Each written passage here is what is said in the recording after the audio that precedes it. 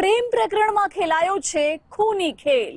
પિતા અને કાકાએ જ મળી અને ઘરની દીકરીની હત્યા કરી છે।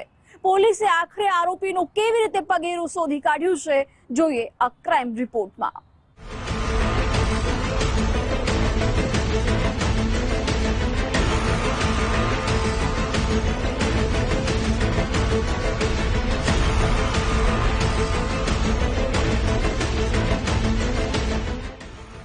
જિલ્લો ભાવનગર, તાલુકો પાલીતાણા, ગામ રાણપરાળા।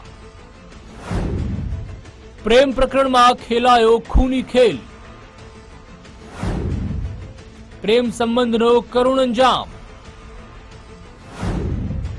અંતિમ વિધિ બાદ ખુલ્યા રાજ। લાશની અંતિમ વિધિ પણ કરી નાખી। ભાવનગર જિલ્લાના પાલીતાણાના રાણપરડા ગામે એક પિતાએ તેના ભાઈ સાથે મળીને પોતાની અન્ય જ્ઞાતિના યુવક સાથે પ્રેમાંધ બનેલી પુત્રીની હત્યા કરી તેની લાશની બારોબાર અંતિમ વિધિ કરી નાખવાની ઘટનાએ ભારે ચકચાર મચાવી છે। જ્યારે આ ઘટના અંગેની જાણ પોલીસને થતા પોલીસે હત્યારા પિતા અને કાકાની ધરપકડ કરી આગળની કાર્યવાહી હાથ ધરી છે। પિતાનું પાપ છાપરે ચડીને પોકાર્યું, ગળું દબાવીને કરી હતી હત્યા। પિતા અને કાકાએ ગળું દબાવીને નાની દીકરીની હાજરીમાં જ હત્યા કરી તેની લાશની અંતિમ વિધિ કરી નાખવાની ઘટના ગત તારીખ 7 માર્ચના રોજ બનવા પામી હતી। પરંતુ પાપ છાપરે ચડીને પોકારે એમ પિતાની આ ક્રૂરતા આખરે સામે આવી હતી। જેમાં મૂળ રાણપરડાના દીપકભાઈ રાઠોડ કે જેની પત્નીનું 10 વર્ષ અગાઉ અવસાન થતા તે પુત્રી જલ્પા સાથે સુરત ખાતે રહેતા હોય અને જેની સગાઈ પણ કરી નાખવામાં આવી હોય ત્યારે જલ્પા 7 દિવસ અગાઉ કોઈ અન્ય જ્ઞાતિના યુવક સાથે ભાગી જતા પિતાએ તેની શોધખોળ કરી ભાગી જવાના બીજા જ દિવસે તેની ભાળ મેળવી પોતાના વતન રાણપરડા આવી ગયા હતા। ગતરોજ 7 માર્ચ 2025ના રોજ પાલીતાણા તાલુકાનું રાણપરડા ગામ છે, જ્યાં હત્યાનો બનાવ બનવા પામેલ હતો। સદરુ બનાવની વિગત જોઈએ તો આ કામે મરણ જનાર જલ્પાબેન દીપકભાઈ રાઠોડ કે જેઓની ઉંમર અંદાજે 19 વર્ષની આસપાસ હતી। જલ્પાબેનને અન્ય કોઈ જ્ઞાતિના વ્યક્તિ સાથે પ્રેમ સંબંધ હતો। સદરુ બાબતની જાણ તેમના પિતા દીપકભાઈ ધીરુભાઈ રાઠોડને થતા દીપકભાઈ ધીરુભાઈ રાઠોડ દ્વારા આ બાબતે ખૂબ જ નારાજગી વ્યક્ત કરવામાં આવી હતી અને આ બાબતે તેમને માઠું લાગ્યું હતું। સદરુ પ્રેમ સંબંધની વાત છે એને ધ્યાનમાં રાખી એ વસ્તુની વાત છે એને દાજે રાખી તેઓ દ્વારા રાણપરડા ખાતે 7 તારીખના સવારમાં રોજ તેમની દીકરી જલ્પાબેન દીપકભાઈ રાઠોડ છે તેઓનું ગળું દબાવી તેમની હત્યા કરવામાં આવેલ હતી। સદરુ બાદ તેઓ દ્વારા તેમના ભાઈ લાલજીભાઈ ધીરુભાઈ રાઠોડ કે જે મરણ જનારના કાકા થાય છે તેઓ 2 જણા ભેગા મળી અને સદરુ ડેડ બોડી છે તેને રાણપરડાના સ્મશાનમાં લઈ તેની ડેડ બોડીને સળગાવી અને પુરાવાનો નાશ કરેલ હતો।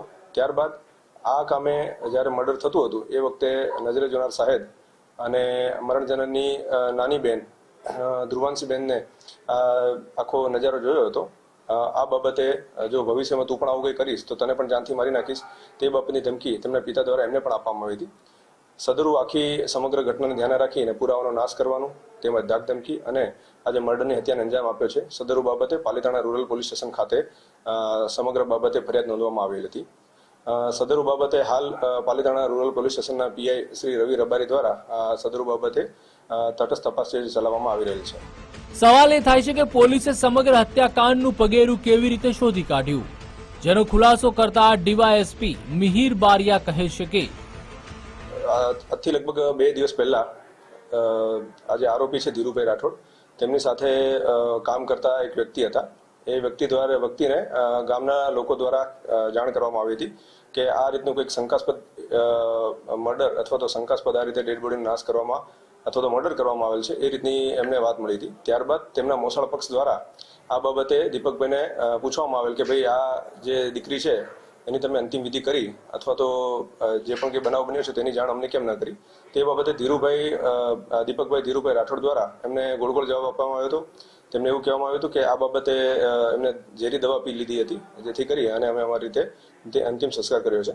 અને આ બાબતે જ્યારે એમને ખુલાસો કર્યો તો એમના મોસાળ પક્ષ દ્વારા આ બાબતમાં એમને શંકા જન્માવી કે આ ખરેખર આ રીતનો બનાવ ના હોય, અને જો આ રીતની અંતિમ વિધિની આપણે પ્રોસિજર કરતા હોય તો એટલીસ્ટ અમારા સગાવાલાને આપણે જાણ કરવાની જરૂર હતી.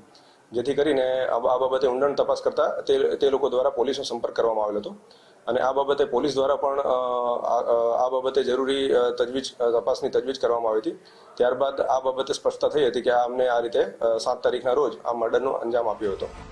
અંતે કહેવું એટલું જ રહેશે કે ના બનવાની ઘટનાઓ સમાજમાં બને છે અને પોલીસ આ જ રીતે ગુનેગારોને દબોચી પાડે છે. કુણાલ બારડ, ગુજરાત ફર્સ્ટ, ભાવનગર.